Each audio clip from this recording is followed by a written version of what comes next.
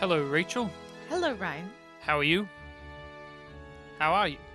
Come on, do I need to throw some dust at you to get you to have emotions and feelings? Rachel. Well, my dad.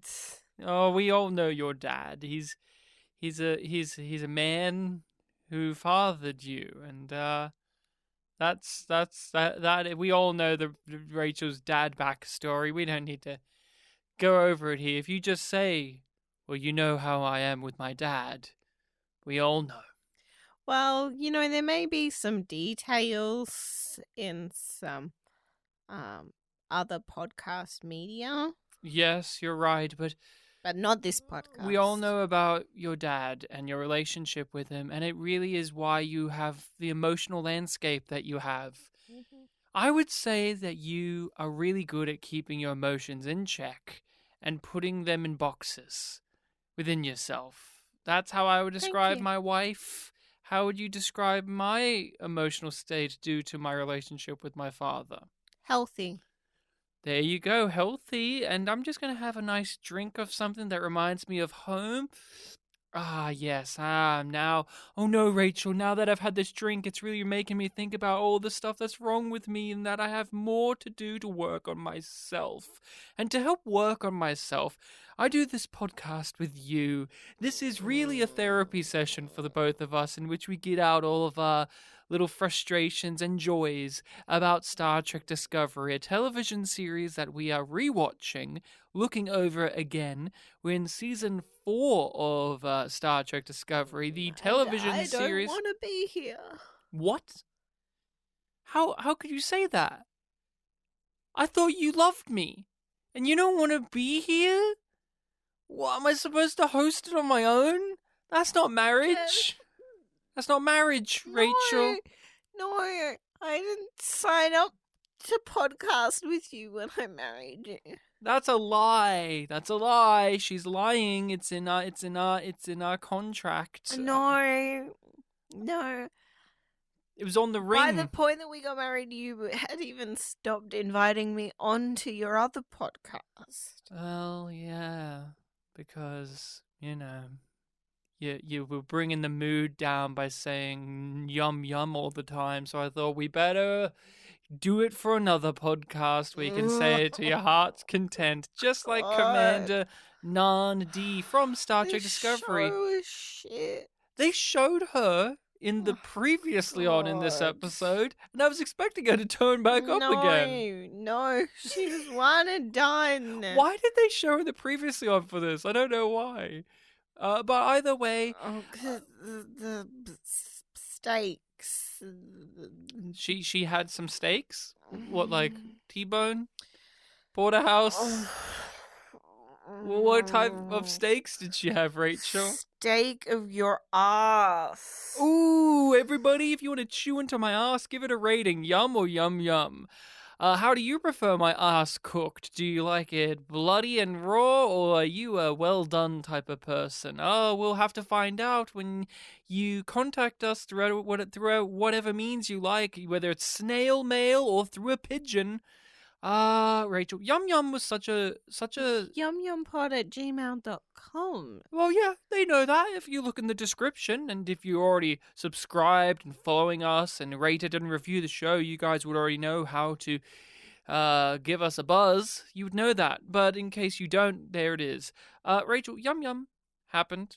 Yeah, yum yum to you too. Yum Yum to you as well. We are looking at which episode today. What are we up to in season 4 of Star Trek Discovery? The turd that is. Wow, Rachel really liked this episode, I can tell. Fuck. She really liked it. Episode something. 11. Rosetta. Rosetta, which has a rating of, just want to clarify that. I think it was a 5.3. Ooh, out of 5, that's pretty high, right, Rachel? That's a 0.3 But over. it's still down from a 5.8. Wow, these from episodes. last week's Season episode. 4 is really going well. They're all above a 5 out of 5. That's really impressive. I don't know how they managed to go over that, right? Oh, please let me just read the description so that the suffering of the main discussion can begin. God, you're really upset with this one, huh? Wow. Go on, what's Rosetta about? While Captain Burnham leads an away mission to a planet that was once home to the aliens responsible for the DMA, Book and Taka secretly infiltrate the USS Discovery. History, relationship with this particular episode. I did not like this episode on the initial watch. I do, in fact, remember this one because of the rather ghoulish nature of it, which is the away mission team find a bunch of baby bones and rub some pheromones off of them. They don't fucking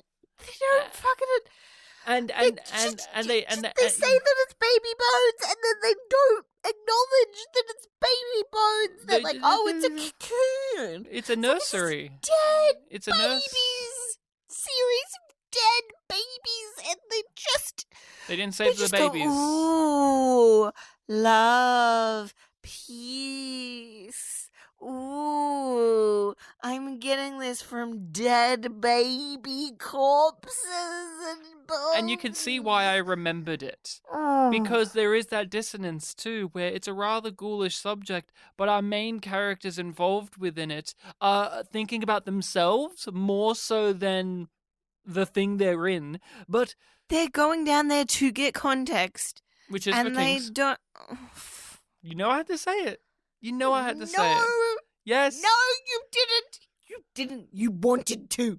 No, you I wanted had to. I had to. You like it. Lorca told me to. You like it. That's why you do it. Remember? Because you liked it. Because you are good at it. And I'm great at it. Now, I didn't like this episode for a numerous amount of reasons, mainly coming down to the dreariness of it on a visual level and tonally. It's fucking ugly. It's ugly thematically, tonally, and visually. I did not enjoy it that first time. I can gather from you that this was not one that you have a particular fondness for in your heart. I was very blasé about this episode, the first watching. I was like, yep, it's fucking bullshit. Get this done. Get this out of my fucking life. Mm-hmm. And this time, because I knew that I would be forced to have a discussion about it. Mm-hmm. Every fucking decision was stupid in one way or another. Mm-hmm. From the drop. Like you said, the previously on. Like, there's a bunch of shit in there that isn't actually relevant for this episode. For the following episodes, yeah. I don't even agree with that, yeah. Some of it is still relevant, but most of it, no. Most of it, no. And it has all of these fucking stupid decisions. Like, just Michael's opening monologue pissed me the fuck off. Right? Wow. I had zero opinion on it, and I was sitting next to you, and you were fuming. You were just... I'm ready to go off on this episode. It doesn't deserve it. Can I... It doesn't really deserve it, but everything... Like, you know when you hate somebody, and it's like, anything they do you find disgusting and aggravating? Yeah. You're just like, how the fuck could you do something like that? That's the point that I'm at with Discovery. Thank you very much, my dear husband. See what you did, Discovery Writers? You see what you did to my wife? She used to be happy. And this is what you did. Now, Rachel, you might want to... I'm happy on other podcasts. You might want to push back the mic, because I actually have a startling revelation. Yes, Ryan? I rather enjoyed this episode on this one. What? You fucking what? How dare you? How dare you? What the fuck do you mean? Dead baby bones! Dead baby bones! How did you like the fucking dead baby bones? You fucking had... What? Now... What? I apologize to all of our yumlings for Rachel's extreme blowing out of the audio there. I Fucking what? I tried. I You fucking what? Oh my... You're saying that just to piss me off, right? Are you saying that just... Are you lying to me? Are you fucking lying to me? Ryan? So I rather enjoyed it. You're fucking lying, right? You're fucking lying to me. No, You're... no, I enjoyed this. I swear to God, I'm gonna Okay. come over there. Okay. Calm it down. Let's take a big deep breath. Ryan? Okay, so to explain myself, or No. as we call it in the biz, justify. To justify myself to you, my wife, and to you, the yumlings / listeners out there, I actually rather enjoyed this episode, but my big drawback to it is, Discovery? this is one where the execution of it from a production standpoint really brought it down for me. So I actually have a lot to say about structure. Likes thematic statement being said as dialogue. Yes. Over and over Wait. again. Yes. I actually have Doctor some. smiling at you while you I think actually that have you're some. dying. I actually have some defenses of that, but Oh, it's defensible. It's defensible. I actually rather enjoyed this outside of the visual presentation. So if you we mean want the to go, floating heads? yes, if we want to go to those negatives first for this, I rather did not enjoy. Wait. No, you said that you liked it. I do. Start with the positives. Okay, positives. Now, I dare you. okay. This was an example where they actually had the correct members on the away mission. This was not where it was like, why are you bringing me, Owo? This is actually one where the characters connected with one another and mirrored one another as well. So Burnham has to be there because it's Burnham. You have to accept that. But Xenobiologist. and I'm not even talking about their career set. Xenoanthropologist. I'm not talking about their career set either. I'm talking about their characters. Saru coming down there and having to be the first one to be attacked by this dust that gives the heightened emotional state, and it ties heavily back into his history, not just species-wise, but him as an individual. I rather enjoyed that. I thought that Hugh Culber was actually utilized the most effectively he's been in the series, where it was a combination of his career as a doctor, his career as a counselor, and his own personality coming through to help even the emotional states of the away mission. And then actually Detmer, for the little character that we've been given, I actually rather enjoyed what she had to offer up and what Saru had to talk to her about. These two characters were not two that I expected to actually get material between, even though they've known each other since episode 1. I actually rather enjoyed that. They all acted within their professions, but also within their characters. So this is one where, yes, I rather enjoyed it from that writing standpoint of they chose the people that would actually be the most interesting to watch go on the away mission, rather than it was Adira because Adira's here, or Owo because Owo's here, or Jet Reno because Jet Reno's here. This is one where the characters all offered something to one another. That is a part of my enjoyment of the writing there. I know that you're groaning and moaning, but what do you have to say about that? Because that has been a complaint very much so in Season 4, where they've paired characters or joined characters together that didn't offer anything to each other. Do you have an opinion on that? Do you disagree with me? Agree? What do you think? No, I don't think that that's wrong. But the thing that was going through my head as you were saying that is like, oh, well, yeah, a lot of the time we don't have problems with the ideas of an episode. And the idea of this group going on the away mission, pretty fine. Like, it makes a lot of sense. And it's good that the president pulls Burnham up on her going and her first officer Mm-hmm. going down. Like, there's 3 members of command staff. Just 2. Hugh's just a doctor. No, but he is, like...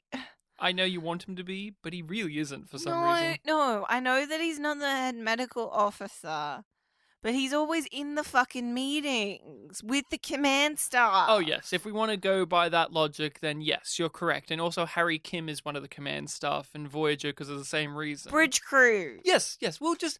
What you mean is one of the main ensemble is going down on the missions. Yes. But he does have a position of responsibility within the crew. Mm-hmm. Oh, fuck, I want this episode You to look die. so angry that I'm actually coming at it like this because I fucking hate it. I don't want there to be anything good about it. I just want to fucking hate it and be done. But, like, there are things that are somewhat passable. Like, I really liked one of Tig Notari's lines, and I wrote it down because I'm like, wow, that's actually kind of nice. Oh yeah. In amongst, like no one is always okay. And I'm like, that's a really good thing to say on television and to get in people's brains. But in amongst this other crap, and I'm like, I can't let it go. So, wow, you're really off, aren't you? Yeah, I am. Okay. I like. Is this going to be the biggest butting of heads we've had in 3 seasons of Discovery? Man, it feels like a while since we've been on such opposite sides when it comes to disco, huh? Because I understand, because I did not like this episode on that. I will legitimately throw things if you end up giving this a yum yum. I was like you when I first saw this. I would have given it a straight up yum. I hated it. I loathed it. There are some Star Trek Discovery podcasts that I listen to that are bigger fans of this that also really hated this episode. There were some boundaries that it crosses that people didn't like, and I haven't liked either. My main complaint when it comes to the away mission side of it is in 2 parts.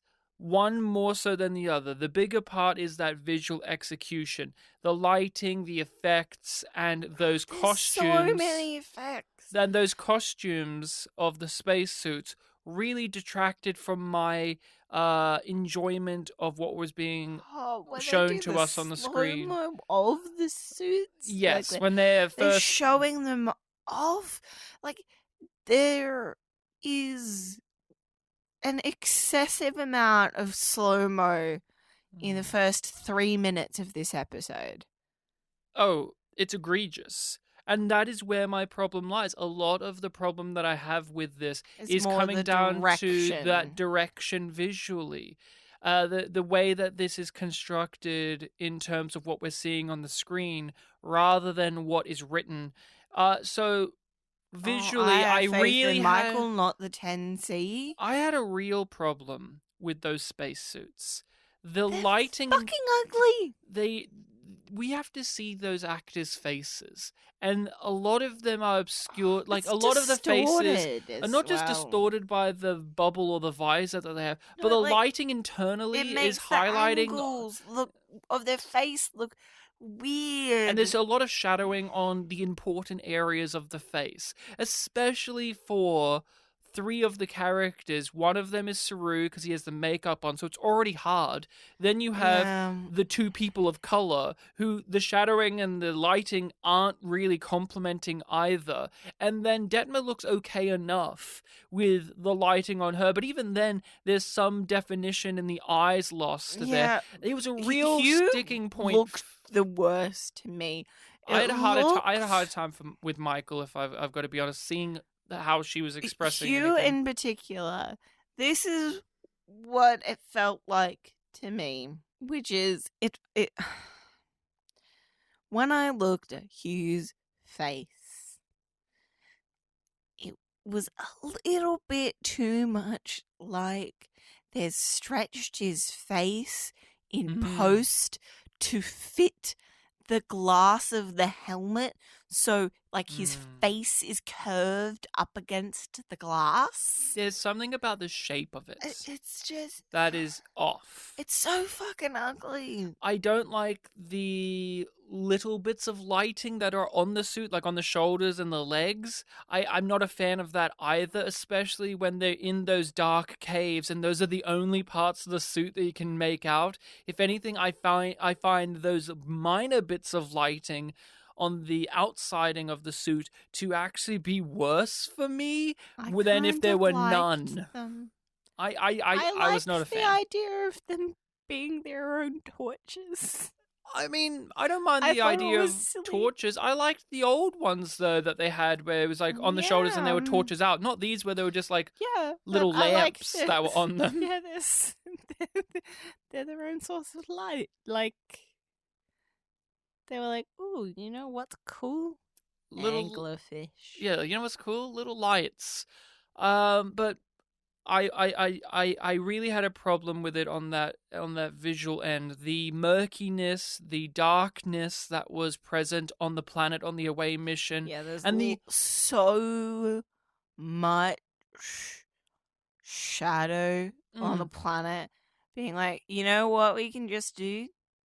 It's dark, so we don't have to animate all of this. I would rather have had this planet be the same. Like, this planet should have been the set and the overall design they used in the one with the Romulan warrior nuns that were protecting that dying race as well. Yeah, That was far yeah, more visually pleasing to me. it I understood was. things, and it had that feeling of ancient and dying, and that was far more obvious there. Here, it was too murky and brown. I had a hard time keeping track of things, and my eyes just got tired of looking at it. So, a lot of the vigor that was happening here, even if, say, you don't like what they were saying and I did, even I could not defend what was happening in those scenes a lot because I just didn't want to look at it. And that's a big strike. And I really want to emphasize when I've watched science fiction, I will be more forgiving of bad effects and bad production. As long as the story and the acting is good enough, then it will push me through.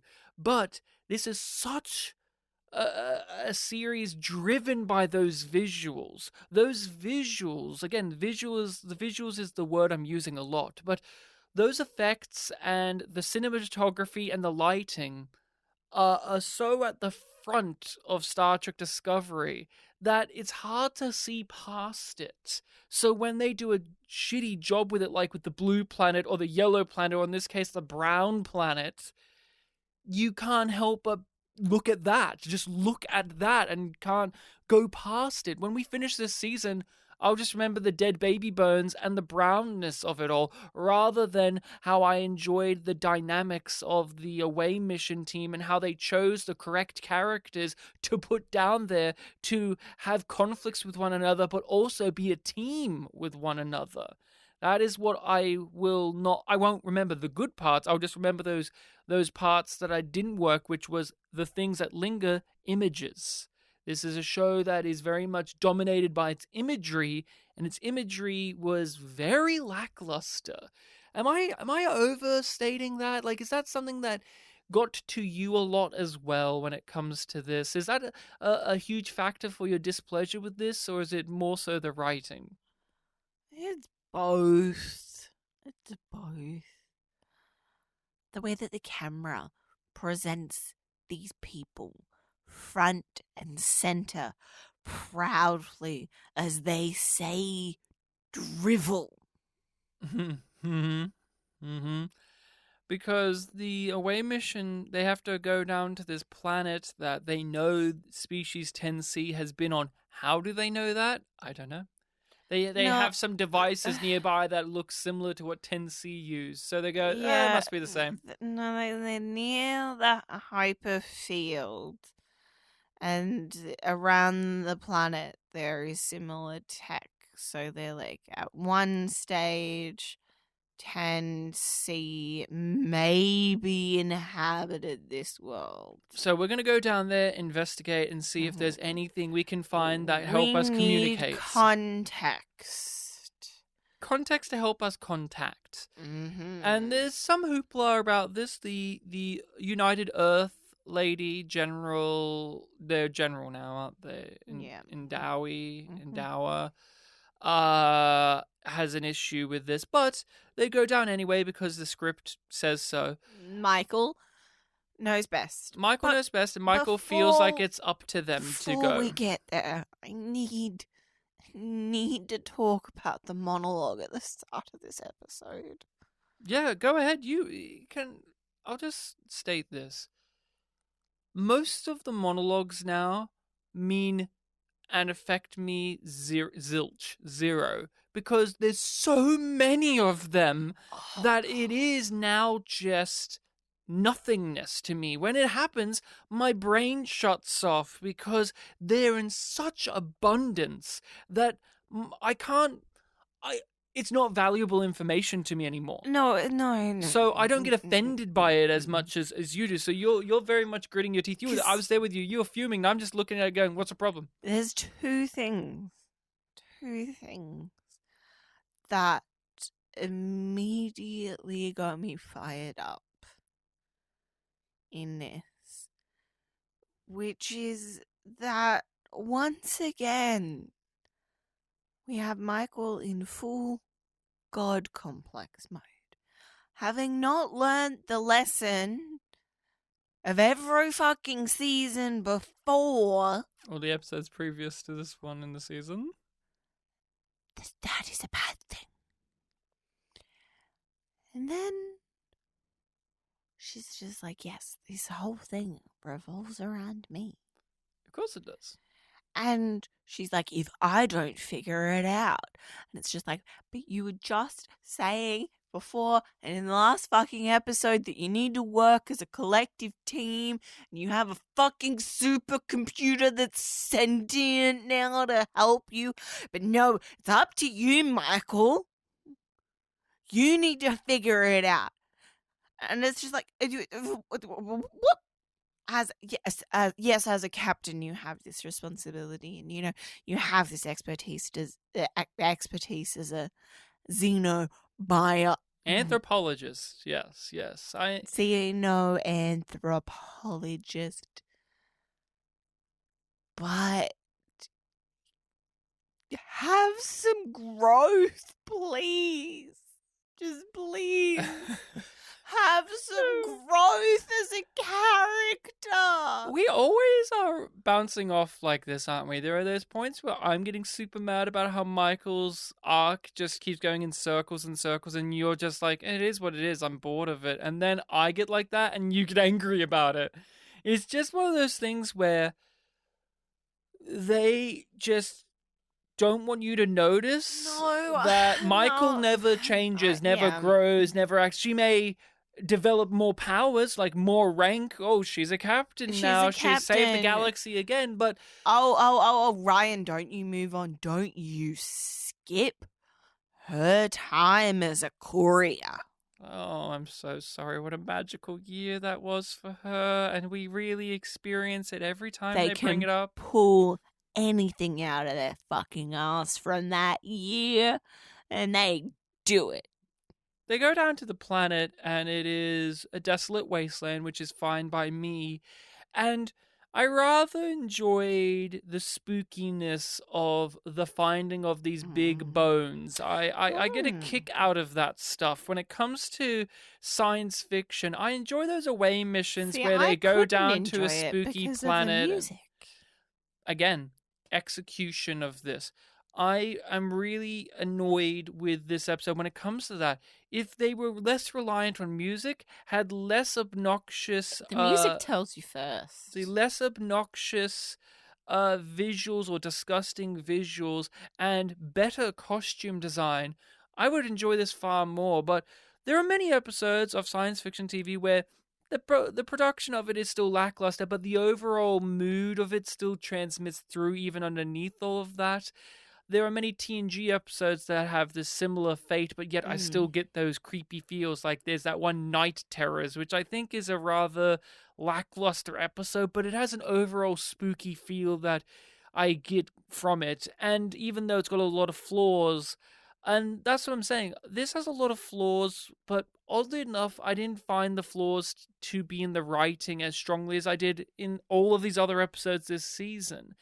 The finding of the big bones, I thought, was a rather captivating sequence where it gives you an idea of what the 10C are and how big they are and how abstract and alien it is. And But they keep on going, but it isn't in our database.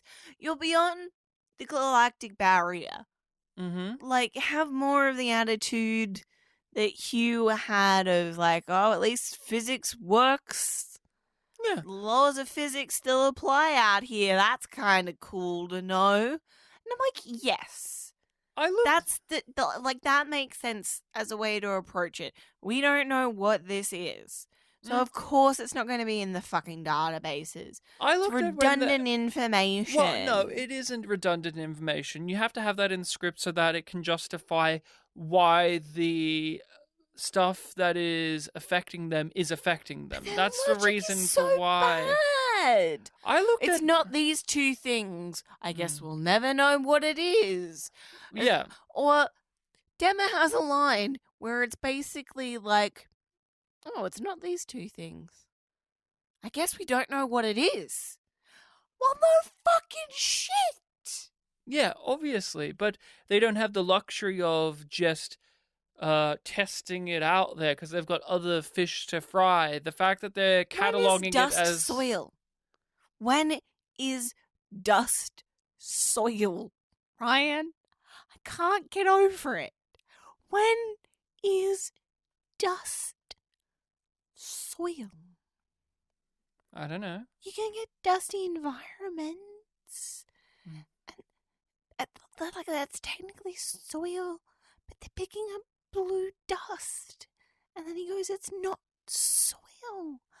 And well, they find it on top of soil, so he's delineating the difference that this isn't the soil, this is some other substance, this is some other thing. Crosswords don't survive into the future, Ryan.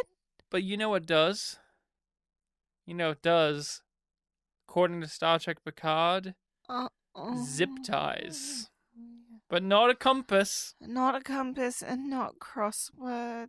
Well, and he was doing crosswords in a very abstract way too, so I'll give him that. But jumping around here, Rachel, you are so furious with this one. But Saru is like watching Cobra freak the fuck out, and he's like, "Do you understand now?" Yeah. It's such a "I told you so" moment, and it's just like This is how these episodes work. You have these episodes in Star Trek where they go down and get infected by some crap, and you think they shouldn't be infected by that. They're better than that. Why do they always touch the goo? Why do they always touch the goo? In every science fiction thing, Prometheus in particular, why do they always touch the fucking goo?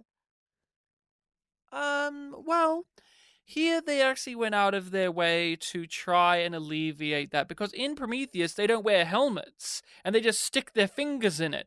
Here they are wearing their full environmental suits and they're doing what they know to be the best thing, but they're still encountering something that is otherworldly and unknown to them. And once they figure it out, they find a solution for it. Like, give them some credit. It's not like they just go dick about and go, oh, well, we found out what it is, but we can't figure out how to solve it. They figure out how to solve it once they know what the problem is. They're working off the information that they know, and they're in an area where they don't know things, but they have a limited amount of time, and they have a specific mission in mind. So they have to juggle all of these elements, and it's a substance that is crippling them, but not to the point of being inadequate enough to do the job. They still can do the job, but they need to get this figured out soon. I understand. Wait. I understand. There's a fuming thing here when it comes to a story like this. Say with Prometheus, where the suspension of disbelief is very hard to maintain, because there's always that commentary, and this episode makes it with the president, of why would you have the commander or captain or the first officer go down on the planet and do the mission? And the answer is, well, it's a show. It's a movie. You have to have the main characters do it, because what? They're the main characters. They're the main characters. Like, it's dramatic convenience. Yes. And that's what this is. It's a lot of dramatic conveniences. It's a lot of fucking laziness. And contrivances. But here's my thing. Is this even more contrived and more convenient than any other science fiction show, including Star Trek? Is this out of the realms? Is this beyond the suspension of disbelief that we would give to any other show? Or is it this strenuous because it's Star Trek Discovery, where the relationship with this series has been so poor, especially in season 4? Yeah, it has. It absolutely has to do with the context. These things get a slide in other shows. It's like, nah, it'll get a pass. Slide on by, whatever. Mm-hmm. But the fact that this show appears to be taking itself very seriously. It assumes that I give a shit about fucking any of the cast at this point, which I don't, because even the cast that I did like either aren't here anymore and were ruined before they left, or are ruined and are still here. Mm-hmm. Then the visuals are fucking disgusting. The writing is just overwrought and full of straight up thematic statements over and over and over again. And then you have the performances of the actors as well. And then the music. It just adds up on, I can't anymore with Discovery. I just can't. And it's not because it's any worse than it has been. This is not the worst episode of Discovery in any fucking stretch of the imagination. For me, this is not the worst. This is not the bottom of the barrel. But it's because I'm just drowning in the shit that is Discovery, and I'm angry at it. Yeah, you're very much over it, and I have been very apathetic about season 4. It's actually been a very depressing experience in a way, because of just how much apathy is building up. And I don't want it to feel like that.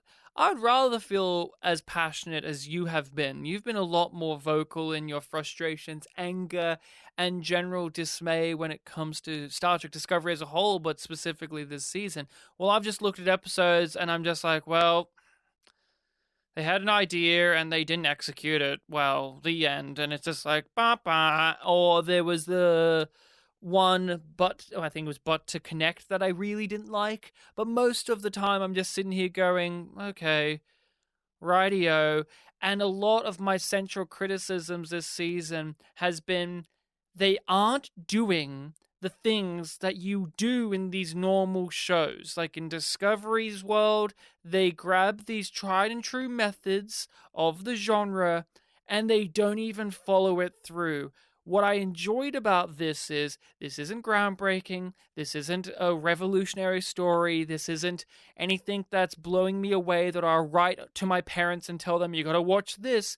What it is for me, though, is this is a flawed but well executed enough in terms of that structure and stuff of these stories that I know.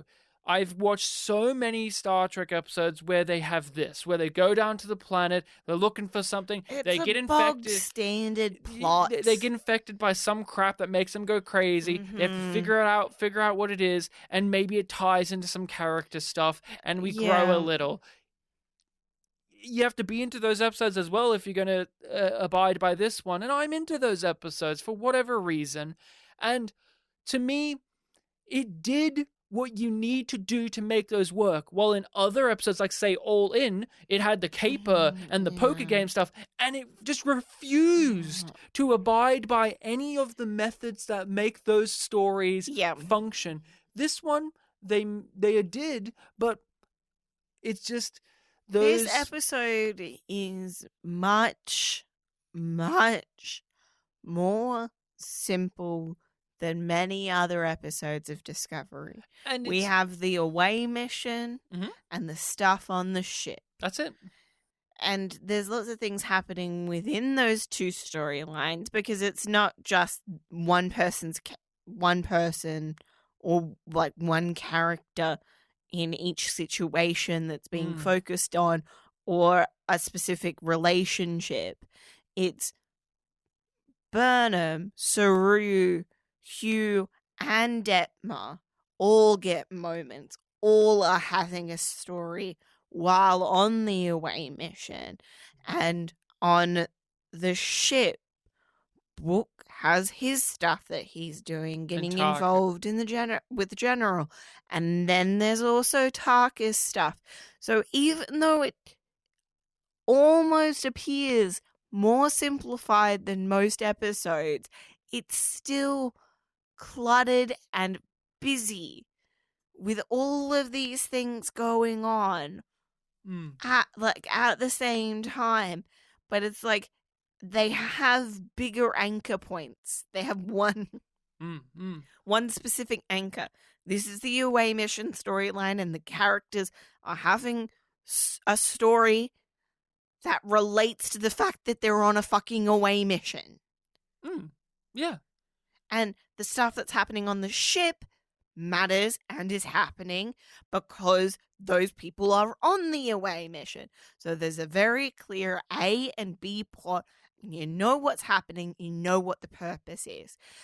I don't have a problem with that. I have a problem with the delivery of that. In terms of the visuals, but also the script itself. The way that it juggles those things and tosses between those things. Like, they keep on saying things that they think are super fucking cool. I agree. And insightful. And it's just like, oh my god, stop reading from somebody's 2013 Tumblr blog posts. I wanted to ask about that specifically. So, to me, one of the things that I've been really grappling with over the last couple of weeks, because I've been watching some older Star Trek, and I've been watching this, and in both shows, they will very obviously and very deliberately lay out the exposition and the theme, just spread it on nice and thick. Yeah. Both do that. I was oddly flashing back to Drumhead when watching this. I was also thinking of TOS as well a lot. But I was curious about what you just said, the 2013 Tumblr blog dialogue. And I am wondering if it is it just the dialogue? Is it like the specific way the dialogue goes rather than the fact that they're overstating themes? Because Star Trek is always overstating themes, but they used to say it in a way that we liked, and now they say it in a way where it is very much a Tumblr inspo blog type thing where they have connection and mood and they have like that Instagram filter on their photos. That's how I would describe the overall vibe of Discovery. I always wonder that because we always go back to, we always criticize about like, they're always laying on the themes too thick. Connection, family, we get it. But I look at old episodes of TNG or Voyager. They do the exact same shit. They do the exact same shit. Chakotay, Harry Kim, Oh yeah, Deanna they're Troy, fucking they're the dispensers of yeah, this all the time, and all they have it, all the time. but they have it in a certain cadence and vernacular with certain phrasing that we find more passable, I Okay, guess. here's where I land on it. Yes, ultimately, yes, it has to do with the writing and the way that those things are done, not the fact that they're doing them. Mm.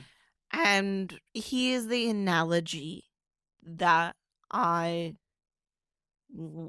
want to try out. Let's try this one on. Too many lines from Discovery feel like they are meant to be on a like quasi meme thing that your mum shared on Facebook. Mm. I totally agree. There is a very Nobody is much. okay all of the time. Mm-hmm. If they can feel, they can connect. Empathy can be the most difficult thing sometimes. Mm. I would love to see these actors deliver these lines, the exact same lines, but in that stiff, clipped manner that they did in the 90s. And I would really like to know if we would be complaining. Because I don't know.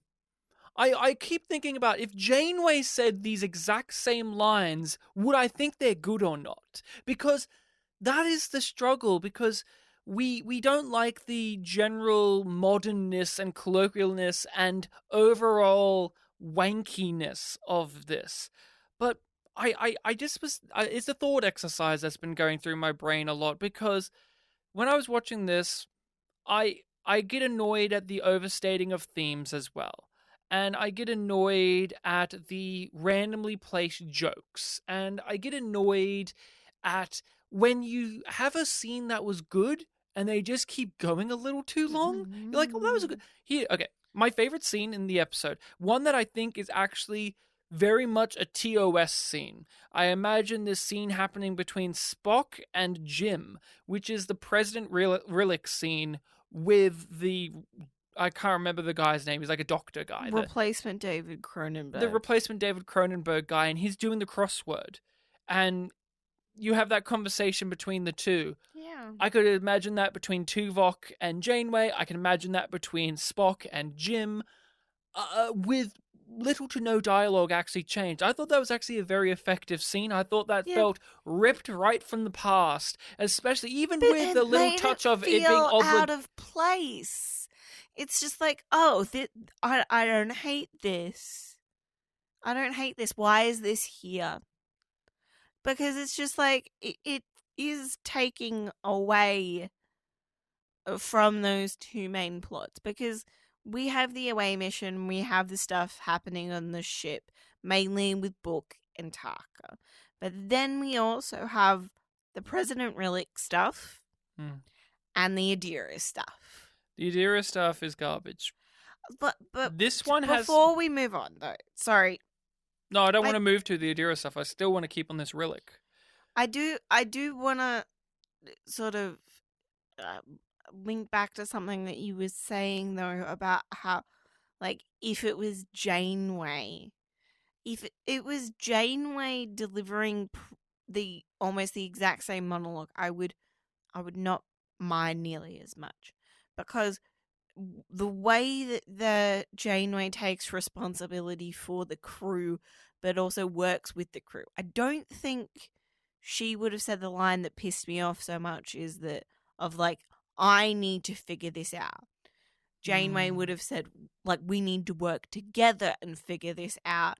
But I, as the captain, ultimately have responsibility for pulling us through this situation. Yeah, and which it would have been presented very differently in terms of the way that it was written, but also the context of the character. And again, it's very different as well because Janeway, if she did speak like that, it would make sense because her command was Yeah. in an extraordinary scenario where she had to take personal responsibility for the lives and well-being of everyone because she was the Yes. captain of a ship And lost in space. Here, and Michael's just a Burnham, part of everybody yes, else. but she is like um she's not even the sole like head, right? Because she's there and she's leading the ship, but she's sort of sharing the co-responsibility in lots of ways with the president because they've divided the responsibilities up, right? And they're on the other side of the galactic barrier and the last best hope for saving Navarre and Earth. And those are huge, huge responsibilities to be weighing on Michael. But she takes every responsibility as serious as she's taking this one. So it doesn't feel any heavier. It doesn't feel special. Because it doesn't feel it's unique. always the galaxy riding on her.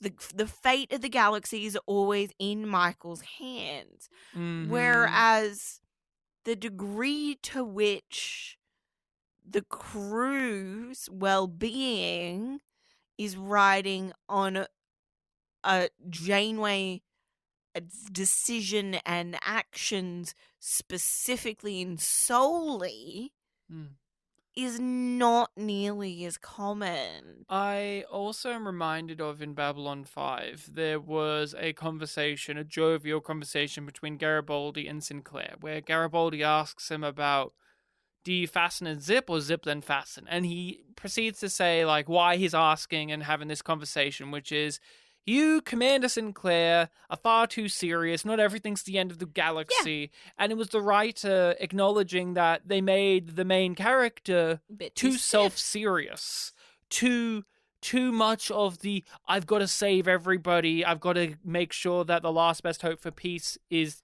maintained. And because that's dull. You want to lighten up your character. And they've tried to lighten up Michael, but here it's still that problem of she's always coming at every problem like it is the end of the galaxy, because guess what? Every problem is somehow related to the end of everything. So it is very dull. But I just want to go back to that relics. It's not just that, though, right? It's the adding of the shadow and the highlights to a character. That's what that moment with Sinclair does for him. And it highlights Garibaldi too. Yes, and it adds depth to both of these characters in an enjoyable way, where it's not detracting from the moment. It's giving contrast to it. And it's such a fun moment that you really remember. And you're like, yeah, these two characters are friends. The relic scene, although small with the doctor guy, there's at least 3 acts to it, because there are like 3 pivotal scenes. You have the beginning where he's an arrogant son of a bitch who's a bit too snarky. You have that moment where she confronts him, and then you have the end where he has to try and get on the straight and narrow.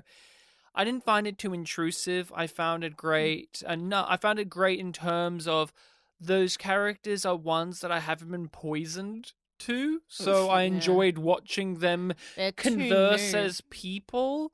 And again, it was a type of moralizing and speechifying that I am familiar with and that I like in this franchise. Even right down to its obligation written in the thing, tying the bow on it all. What it really lacked there was the little peppy music that would have played at the end of the scene if this was, say, in the 60s. Yep.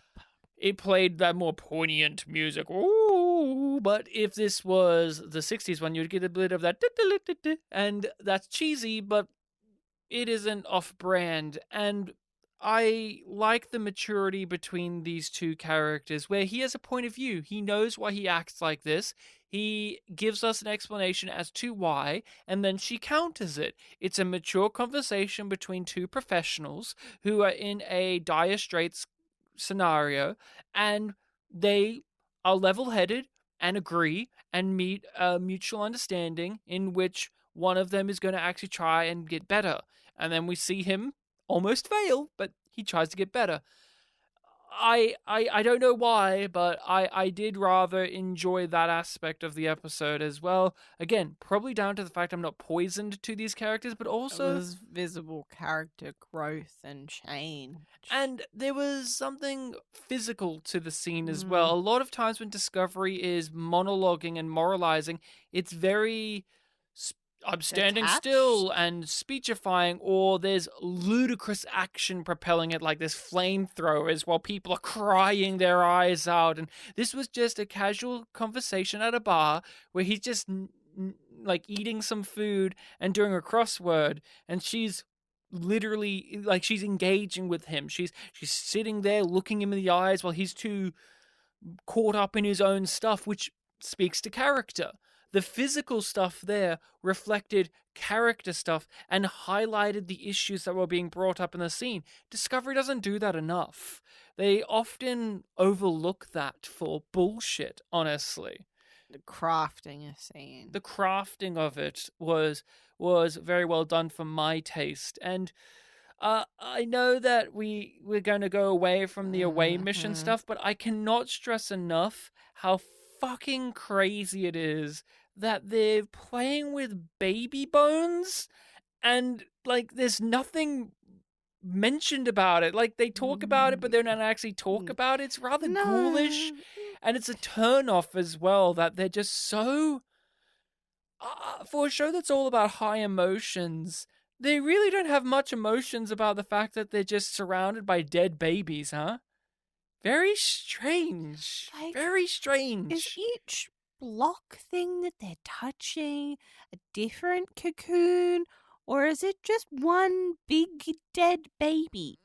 I could not tell you because it was too dark. Yeah. It was too dark, but Okay, do you want to do book or Taka first? can we do Adira because it's so lame? Oh, yeah. And so short.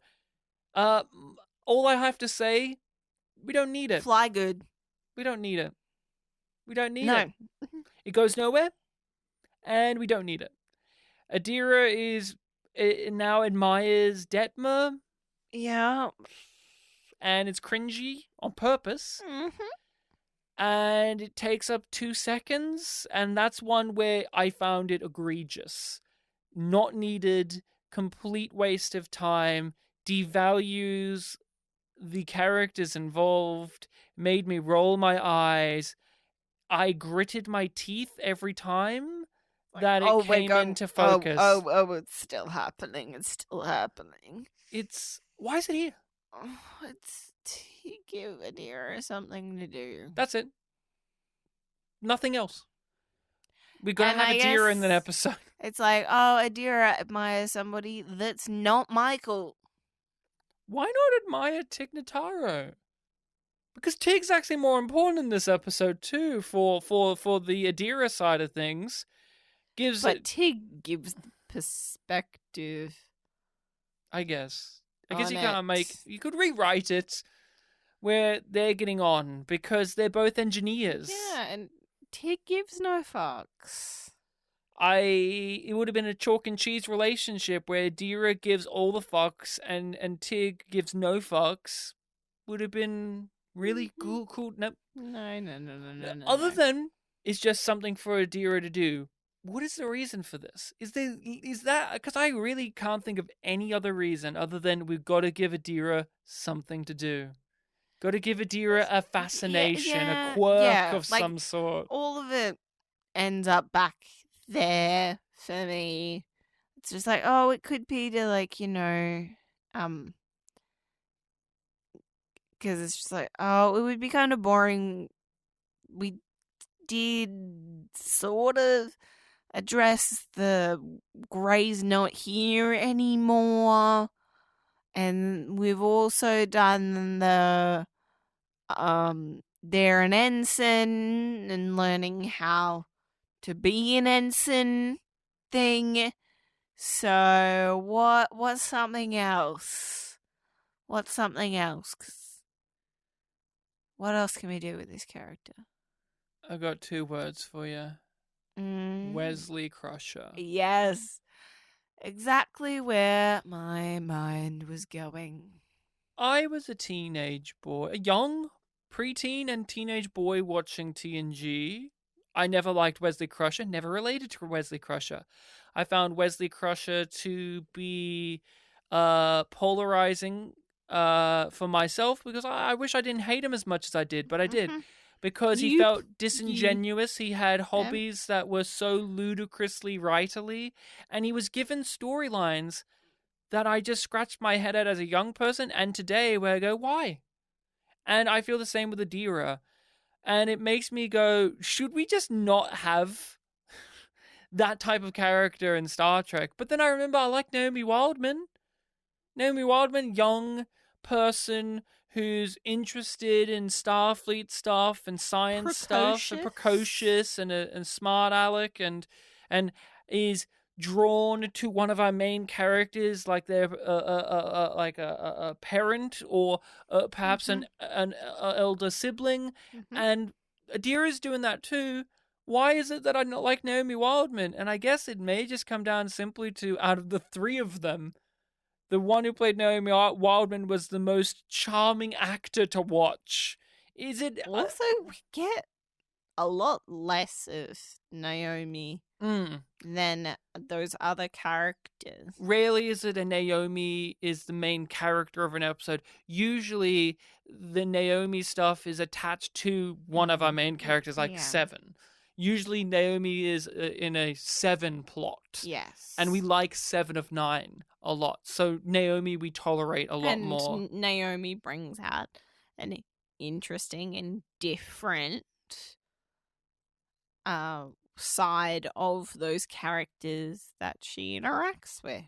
Naomi Wildman, when I watched as a kid, was one of my favorite characters in Voyager because she was. You still adore her. I still do, because she did 2 things for my enjoyment. She was someone I wanted to be because she was beyond myself, but also I related to her because she felt like me as a kid. Like she felt like how I would be if I was a child or a young person on a starship. It was, even though those 2 things conflict, they still existed in the same place in harmony together. While Adira, I don't know. I can't relate even now to Adira because I don't know who they are. I don't know what their interests. I know they're an art genius. That comes up all the time, doesn't it, everyone? You all remember that they're an art genius, don't you? I don't know about Adira. And Wesley, I just find pretentious and I want to hurt him a lot. But Wesley Crusher comes to mind, where they just give Wesley a bunch of bullshit because you have to, because he's there and he fills the demographic. And I feel the same about Adira. This is just something to give them. Yeah. Now, Book or Taka? Taka. There's nothing there. The actor is very good. That's all I have as notes. I would love to know how he captured Tig Notaro. Yeah. With where we were left off, how did Tig not ring for security before he could grab her or she was anything? Just on comms with Linus, I think it was. Linus. Because Linus is sticking around. Beep, beep. Security, engineering, Taka. Bam. I said it in less than 5 seconds. Would have got it. Yeah. Nailed it. I don't know how that isn't happening and how Taka captured. Show me that scene, you cowards. Show me, because you know what they'd have to do? Make Tig Notaro idiotic beyond belief. Well, maybe it was in the episode just like Book and Taka passing through the galactic barrier. It was a real struggle cut for time. It was a real struggle for Discovery to get through it, but Taka and Book's little ship made it through just fine. Their journey was finding the and programmable antimatter. Mm-hmm. Oh, congratulations. You remembered what it was. I couldn't tell you. Taka, I have nothing to say about him. He was very logical throughout. He had some snide remarks that I actually found humorous. I actually rather liked the little bit where they transported into Discovery and he bonked his head. Mm-hmm. And he was like, "Oh, why didn't you tell me?" It's like, what? Like, Yeah. you're taller than me, sir. Like, I enjoyed that. I made sure that you ducked because I Mm. told you that I like having a torso. I enjoyed that. I rather enjoyed that. He had some other snarky comments. I liked his whole thing about, no, I'm not feeling stressed. I've got a problem to solve. And I like that. That seems in Yeah. line with his character. I also him using the phrase being under somebody's thumb. I was like, yeah, that's a phrase that character would use. The embodiment I of the came out more character. sarcastic. There's than I an wanted there's it a level of embodying the character that this actor has that some of the shakier qualities of the writing almost fall to the wayside because this guy makes it just look so good, but I still notice it. Like the how did he capture Tig Notaro? You can't shake that one Nope. off. That's Not with the way that they block that scene. It's very simple. He gets on, he does a bunch of science crap so that they can't be seen, and then he fucks around in engineering, and then he gets found, and then by the end he's kidnapped.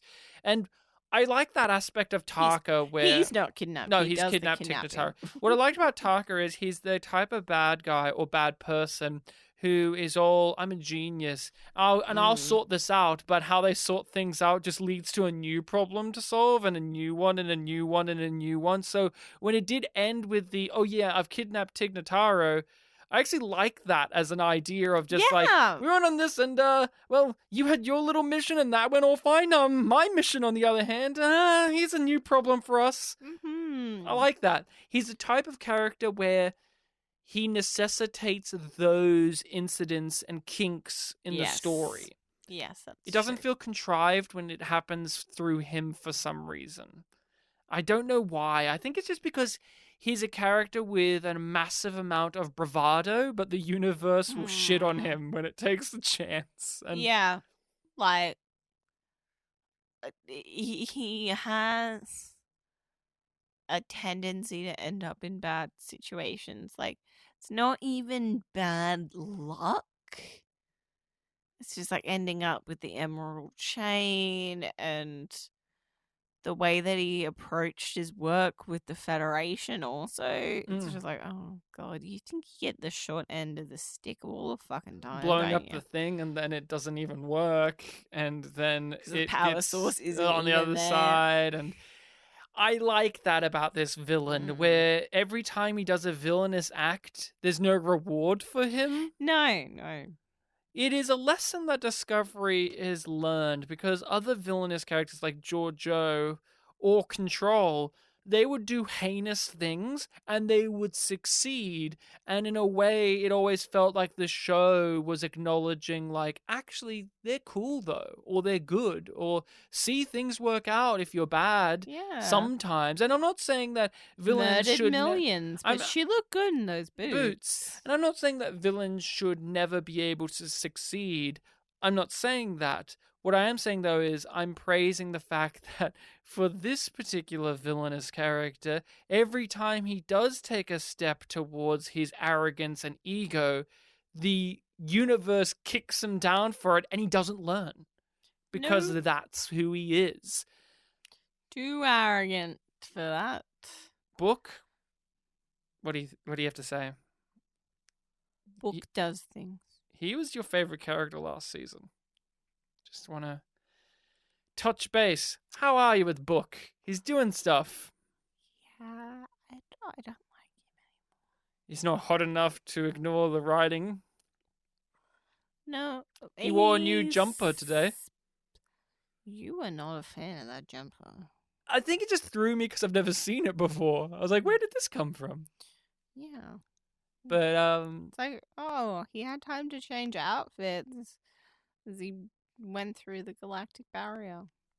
Yeah, He actually picked it up from another planet on the outside of the galactic barrier that's just over there, but Discovery didn't find it because they were too busy playing with baby bones. Didn't offer Taka a change of clothes, though. Taka doesn't want any. Hey! What if the new suits were from the same planet? Oh, yeah. There you go. They're all bought it from that merchant planet. Book, what do you have to say? He's doing things. What's he doing, and how do you feel? So, Book is helping Taka get over to Discovery because they have to install this patch so that they can parasite themselves onto Discovery when they go through the hyperfield so that then they can more easily blow up the DMA. And then he's just like, oh, this lady's angry. I bet we can convince her to do shady shit. The lady being? The general from United Earth. Seems in line with her character. She's wearing a cape. She is wearing a cape. That's how you know she's villainous. Cape and a little hat. Dangerous woman. A black cape. Yeah. He eavesdrops on her complaining. Oh my god, there are so many CGI things. Space keyboards. Oh, in the this CG episode. is off the chain. The CG screens that like people pop up with their hand gestures and then type on, like they're used a lot in this episode. And when Book types that whole ass message, barely moving his fucking fingers. Oh, he's an alien. Maybe he moves them different. God. I know you're getting real frustrated. I don't like this. I don't like this a lot, actually. The book gets an inside agent that is the evil yet not evil Earth general. I didn't like it at the time. I don't like it now, knowing where it goes. Sense that, like, we've seen and known her to be more aggressive than the Starfleet typically is.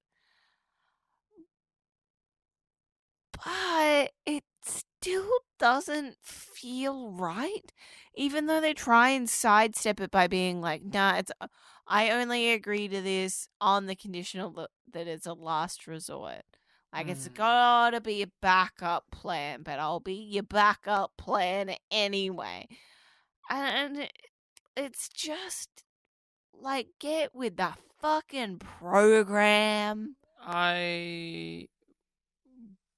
It doesn't work for myself because he doesn't give a very convincing case. That's it. That's the flaw of it. It's like, oh, you agreed with me before, so you'll agree with me now. And that's not enough. There was not enough there for me to believe that things have changed. There's since not that enough vote. there for me to believe that she wouldn't just call security on him. There's not enough there for me to believe that. He doesn't give a compelling case. He just says one or two sentences, and I'm sorry, that's not enough to sway a person to do such drastic things. But it is in this show because she's not a big enough character for us to think otherwise. She's small enough where we would believe if Book just said, go on, do it. Just do it. She'll go, all right, you twisted my arm, I'll do it for you.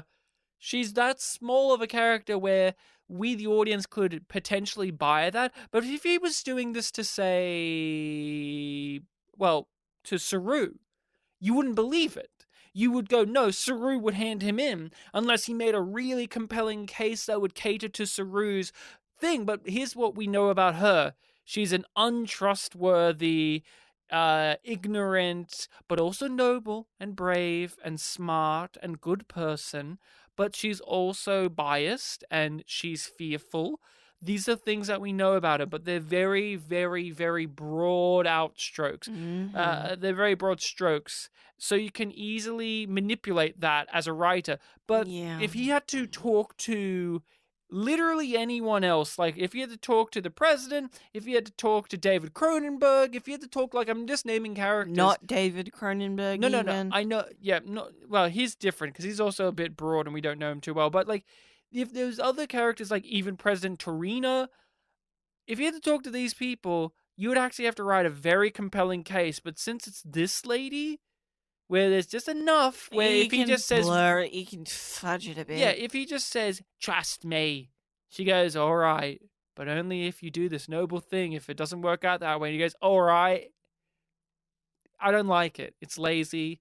I hate where it goes. I hate that there's basically no repercussions Ooh, yeah, that's for her. what. Yeah, it's like Bug gets sent to jail equivalent. And she gets to be a hero. Yeah. She gets to say, "Hey, Michael, come back to Earth and meet the president." I don't even think she fucking gets demoted. No, there's no real fallout for her. It's a time for the Huda. Started out strong. We got a nice little chaste kiss on the cheek. Yeah, Paul was in this episode, by the way.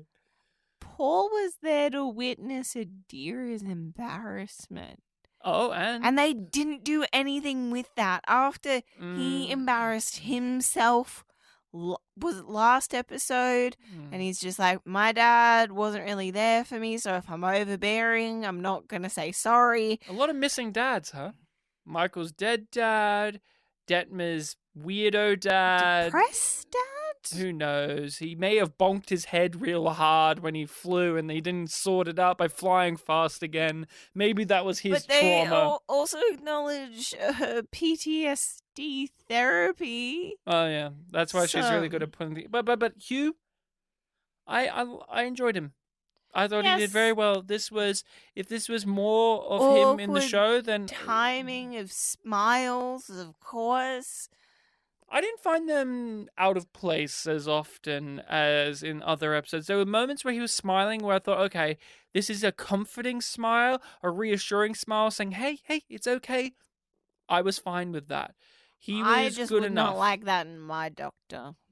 I think it was, again, perfectly reasonable in the circumstances where Saru is basically having a panic attack and his good dear friend Hugh Culber is grabbing him by the arm and looking at him with a reassuring smile. It wasn't like a big grin. It was a comfortable, quiet, reassuring smile. I thought it was... Just with the way that they edit their faces. And also Saru's having a the freak out, so we're thing. seeing it from freak out POV, so it's like shaking and all crazy. Just, I like, it's just a bit too odd. Like, it's not him delivering scary information like in other episodes where he has a big grin where it's like, we're gonna die, guys. The universe is gonna be exploded by monsters, and he's got a big smile. Here it was the type of thing where him smiling with the lines of dialogue given made sense. Like, hey Saru, it's gonna be okay, man. You're doing great. You've been great. You know, reassurance. He's counseling. He's not Deanna Troy when she's a counselor where she's all like cold and emotionless and you feel like you're being judged silently by her. Him, I thought he was great, honestly. I wish that this was him in the show more often. If this was the character of Hugh Culber in every episode, he would definitely be one where I would say he's a favorite of modern Star Trek because he's got scene with near the, like, he is solid. Like, he gets that cute little kiss with Stamets at the start, and then he's there throughout the whole of the mission, and that he solves problems. little scene at the end where he's having that drink that reminds him of home, and that little bit of honesty that he can have with his captain worked pretty well. And his problem of being the guy that has to maintain composure to help others was reflected in the episode. even though he was cracking up, he had to maintain that composure to help Saru and to help Michael. But at the end, he has that drink and admits to himself and to Michael that he actually needs to acknowledge his own feelings and keep himself in check and actually explore himself more deeply. And this is a character. He contributed to the story. He had a personality. His profession came into play. Both of his professions came into play. Like, he helped solve the problem. He helped analyze it, detect it. My jaw's on the floor right now because I'm describing a character that has not been here for so long. Why are they doing this? Like, I'm glad they're doing this now, but why has it taken so long? There was no moment either, like in the Seed Ship episode from season 3, where the other characters would do something that would basically be like, Hugh, you can go away now. There's none of that either. There's no, hey, Hugh, stop being helpful because now Michael has to be the lead of the story. There was none of that either. There was no sense of disregarding their existence like any of the characters on the away mission. Again, that's why I enjoyed the away mission stuff. There was little of that present. It wasn't like the other away missions when it came to that. Hugh Culber, fantastic in this. I honestly think this is one of his best episodes in this season. Hugh Culber in this episode, Yum Yum. I give him a Yum Yum. Wilson Cruz, I didn't have a problem with his acting as much as you did. I think they could have. No, it wasn't like, it was just the weird way that his face is presented. Like, I didn't find the idea of him smiling as he tries to reassure Saru bad on the face of it, and everything else was like serviceable. It's just the way that his face looks in that helmet that makes I would have also liked to see his freak out more. They cut away from that. And then he's like, I'm freaking out too. It's like, we already set up that he was beginning to. Then it cut to Michael and Detmer, and then Michael's freaking out, and like overtly so. Yet he never did that. But he's like, I'm freaking out too, guys. It was a little weird. Like, there's some discrepancies like that, like how the bad guys, Book and Taka, got through the galactic barrier, but we don't need to see that. Or like they just skipped some steps that they cut corners. I have to ask, on a scale of Yum being bad and Yum Yum being good, where does Rosetta fall? Yum. I'm not being facetious or funny. I actually am having a real struggle with this. This is probably the one that I've struggled the most, because I know a lot of our discussion has been pulling out the negatives, and each time I've tried to delve minorly into what I think of positives, I feel like I've only gone into the shallow end of the pool with it because of just our back and forth. There's more positives. I think there's more that I could have said more articulately, because I feel like if me saying yum yum, there's a level where you and some of the listening people out there might go, really? After everything that we've discussed here? I get why you could give it a yum yum. It's because it, like, my reaction to this episode is a large part of what makes it a yum for me, because I found it so frustrating and I can't let go of all of the stuff that's come before this episode. Yeah, I can't either, but we're grading on a scale. Yeah. And I'm having a grade on a scale here, and I admit that wholeheartedly. Yum being good, yum being bad. What is Rosetta to you, Ryan? It's a yum yum. Yum yum. It followed through on a lot more things, and I enjoyed its structure. I enjoyed its simplicity, whilst also propelling the main arcs forward without it feeling like wheel spinning the entire time. The character work was satisfying enough for my liking, but there are some things within modern Trek. We talk about this when we go over Star Trek Picard and Strange New Worlds.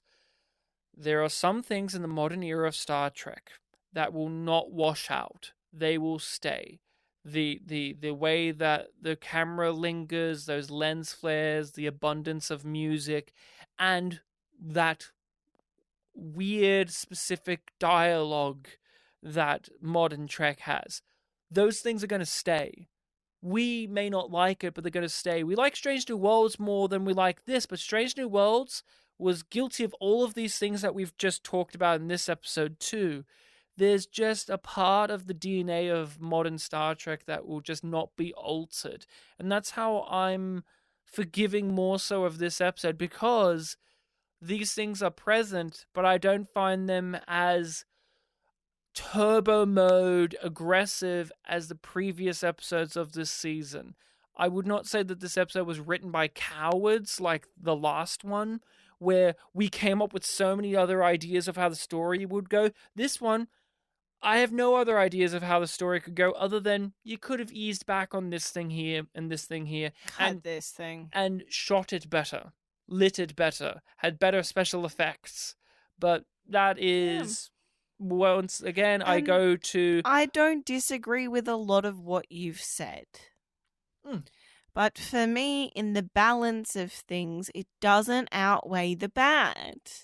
I understand that. I agree. I don't disagree with your Yum Yum, which is a far cry from where I was at the start of this episode.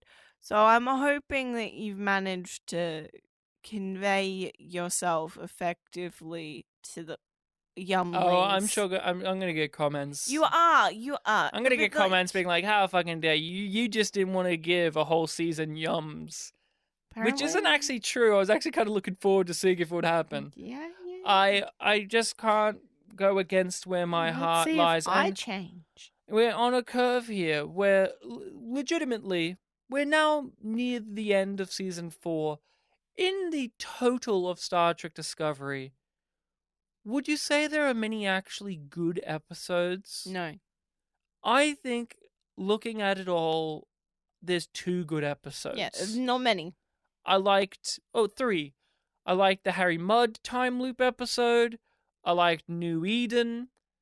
And New Eden was the one where they found that Earth colony that was from the World War III people, and they had made like a colony, like they had been taken away and they made a colony and they had a Prime Directive issue.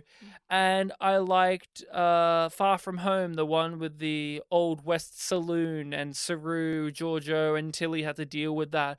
Meanwhile, Discovery was having to deal with parasitic ice. Those are 3 episodes that I think were legitimately entertaining or good. But everything else is garbage. Even if I've given them yum yums, I still would say when we're done, there's maybe 2 or 3 episodes that I would say are okay. Well, I wonder if the next episode... Nope. Episode... Nope. It won't be good. Won't be good. But it's the highest rated episode of the season. Species 10C.